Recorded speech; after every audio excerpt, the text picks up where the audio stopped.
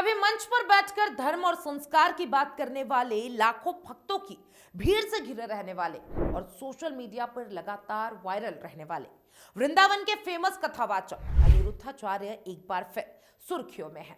लेकिन इस बार वजह कोई कथा या प्रवचन नहीं, बल्कि लगातार बढ़ते विवाद और गंभीर आरोप है। ऐसा लगता है जैसे अनिरुद्धाचार्य की मुश्किलें थमने का नाम नहीं ले रही है। कुछ महीने पहले महिलाओं को लेकर दिए गए अपने विवादित बयान ने पूरे देश में नाराजगी पैदा कर दी थी। उस बयान के बाद बात सिर्फ सोशल मीडिया तक सीमित नहीं रही, बल्कि मामला पुलिस, महिला आयोग और अदालत तक पहुंच चुका था। विरोध हुआ, पुतले फूके गए और माफी की मांग की गई। जब ये विवाद अभी पूरी तरीके से शांत भी नहीं हुआ था, तभी अब एक नया मामला सामने आया है, जिसने फिर से उन्हें विवादों के केंद्र में ला खड़ा किया है। इस बार आरोप किसी राजनीतिक दल या फिर सामाजिक संगठन ने नहीं लगाया, बल्कि उनके ही आश्रम से जुड़े एक भक्त ने लगाया है। उत्तर प्रदेश के ललितपुर जिले के रहने वाले इस भक्त का नाम बबलू बताया जा रहा है। बबलू का दावा है कि उसने अनिरुद्धाचार्य और उनके आश्रम पर भरोसा करके अपनी निजी समस्या साझा की थी, लेकिन उसी भरोसे को तोड़ते हुए आश्रम प्रबंधन ने उनकी बातचीत का वीडियो सोशल मीडिया पर वायरल कर दिया। बबलू के अनुसार करीब 2 साल पहले वह गौरी गोपाल आश्रम पहुंचा था।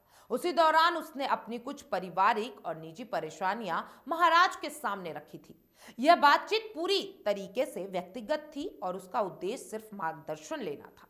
लेकिन आरोप है कि उस बातचीत का वीडियो रिकॉर्ड कर लिया गया और बाद में उसे सोशल मीडिया प्लेटफॉर्म पर डाल दिया गया। पीड़ित का कहना है कि जब उसने ये वीडियो इंटरनेट पे देखा तो उसके पैरों तले जमीन खिसक गई। वीडियो में उसकी निजी बातें सार्वजनिक हो चुकी थी, जिससे उसके सामाजिक सम्मान और प्रतिष्ठा को भारी नुकसान पहुंचा। उसका दावा है कि लोग उससे ताने मारने लगे और उसका मजाक उड़ाने लगे। बबलू का यह भी कहना है कि उसने कई बार आश्रम प्रशासन से संपर्क किया और वीडियो हटाने की गुहार लगाई। उसने हाथ जोड़कर निवेदन किया कि उसकी निजी जिंदगी से जुड़ा मामला है और वीडियो को हटाया जाए, लेकिन महीनों बीत जाने के बावजूद ना तो वीडियो हटाया गया और ना ही उसे कोई संतोषजनक जवाब मिला। आरोप है कि जब बात लगातार टाली जा रही थी तो बबलू खुद अपनी पत्नी के साथ रविवार को गौरी गोपाल आश्रम पहुंचा। उसका उद्देश्य सिर्फ इतना था कि आमने सामने बात करके वीडियो को हटा दिया जाए, लेकिन बबलू का दावा है कि वहां पहुंचते ही हालात बिगड़ गए। पीड़ित के अनुसार आश्रम के सुरक्षा कर्मियों ने पहले उससे बदसलूकी की और फिर उनकी पत्नी के साथ मारपीट और अभद्र व्यवहार किया। बबलू का आरोप है कि न सिर्फ उन्हें धक्का मुक्की की गई है, बल्कि उन्हें धमकाया भी गया है और आश्रम छोड़ने के लिए मजबूर भी किया गया। इस घटना के बाद बबलू ने स्थानीय पुलिस से संपर्क किया और पूरे मामले की शिकायत करवाई। उसने पुलिस से खुद और अपने परिवार के लिए सुरक्षा की मांग की है।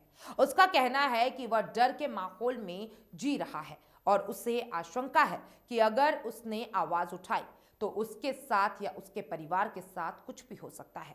बबलू ने अपनी शिकायत में यह भी आरोप लगाया कि आश्रम प्रशासन लगातार उस पर दबाव बना रहा है और वीडियो हटाने के बजाय उसे चुप रहने के लिए कह रहा है। पीड़ित का कहना है कि वह किसी से लड़ाई नहीं चाहता, बल्कि सिर्फ अपनी इज्जत और निजता की रक्षा चाहता है। इस पूरे मामले में अब तक गौरी गोपाल आश्रम प्रबंधन की ओर से कोई आधिकारिक बयान सामने नहीं आया है। अनिरुद्धाचार्य ने भी इस विवाद पर सार्वजनिक रूप से कोई प्रतिक्रिया नहीं दी है। उनकी चुप्पी ने कई सवाल खड़े कर दिए हैं। लोग जानना चाहते हैं कि आखिर आश्रम प्रबंधन इन आरोपों पर क्या कहेगा। यह मामला इसलिए भी गंभीर माना जा रहा है क्योंकि इसमें एक भक्त और संत के बीच भरोसे का सवाल जुड़ा हुआ है। आमतौर पर लोग संत और आश्रमों के पास अपनी निजी समस्या लेकर जाते हैं, इस उम्मीद में कि वहां उनकी बात गोपनीय रखी जाए। अगर ऐसे आरोप सही साबित होते हैं तो यह भरोसे पर गहरी चोट मानी जाएगी।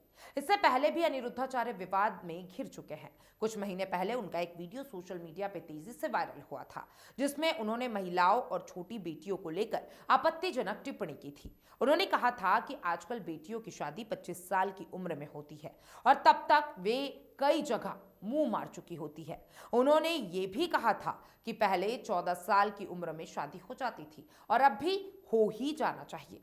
उनके इस बयान ने देश भर में आक्रोश पैदा कर दिया था और महिलाओं के अधिकार से जुड़े संगठन, सामाजिक कार्यकर्ताओं और आम लोगों ने इस बयान को महिलाओं के सम्मान के खिलाफ बताया। कई जगह विरोध प्रदर्शन हुए और अनिरुद्धाचार्य से सार्वजनिक माफी की मांग की गई। महिला अधिवक्ताओं द्वारा शिकायत दर्ज कराने के बाद उत्तर प्रदेश महिला आयोग ने भी इस मामले का संज्ञान लिया था और पुलिस ने जांच शुरू की और मामला कानूनी प्रक्रिया में चला गया। यह विवाद लंबे समय तक चर्चा में बना रहा और अनिरुद्धाचार्य की छवि को गहरा नुकसान पहुंचा। अब एक बार फिर नया मामला सामने आने के बाद यह सवाल उठने लगा है कि क्या अनिरुद्धाचार्य लगातार अपने बयानों और आश्रम से जुड़े मामलों के कारण विवादों में फंसते जा रहे हैं। उनके समर्थक मानते हैं कि उन्हें जानबूझकर बदनाम किया जा रहा है और उनके वीडियो को तोड़ मरोड़ कर पेश किया जाता है। वहीं दूसरी ओर आलोचकों का कहना है कि सार्वजनिक मंच पर बैठकर व्यक्ति को अपनी भाषा और आचरण को लेकर ज्यादा जिम्मेदार होना चाहिए। यह मामला सिर्फ अब एक संत या एक आश्रम तक सीमित नहीं है। ये पूरे समाज के लिए एक बड़ा सवाल खड़ा करता है कि क्या लोकप्रिय धार्मिक व्यक्तियों पर भी वही सामाजिक और नैतिक जिम्मेदारियां लागू होनी चाहिए जो आम नागरिकों पर होती है। जब किसी के शब्द और कार्य लाखों लोगों को प्रभावित करते हैं तो जवाबदेही भी उतनी ही बड़ी होनी चाहिए। फिलहाल इस पूरे मामले में पुलिस जांच की प्रक्रिया जारी है और अब निगाहें इस बात पर टिकी है कि जांच में क्या सामने आता है। क्या खुद अनिरुद्धाचार्य इस पर कोई स्पष्टीकरण देते हैं या फिर देखना होगा कि पीड़ित को न्याय और सुरक्षा मिलती है या नहीं। इतना तय है कि फेमस कथावाचक अनिरुद्धाचार्य के लिए ये वक्त बेहद चुनौतीपूर्ण है।